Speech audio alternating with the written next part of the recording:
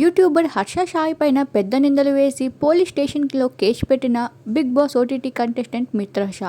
YouTuber Harsha సాయికి పెద్దగా పరిచయం అవసరం లేదు. యూట్యూబ్లో తన వీడియోస్లో వచ్చిన డబ్బులన్నింటినీ పేదవాళ్ళకి సహాయం చేయడంలో ఉపయోగించి ఆ వీడియోస్ని తన ఛానల్లో అప్లోడ్ చేసి మంచితనాన్ని చాటుకుంటూ వచ్చాడు ఇప్పటి వరకు.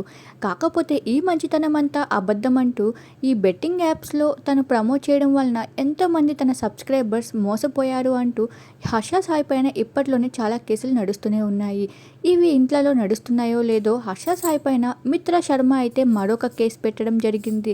తనని పెళ్లి చేసుకుంటా అంటూ మోసం చేసి 2 కోట్లు తీసుకోవడమే కాదు తన పైన అత్యాచారం కూడా చేశాడు అంటూ మిత్రా శర్మ అయితే కేసు నమోదు చేయడం జరిగింది హర్ష సాయి పైన.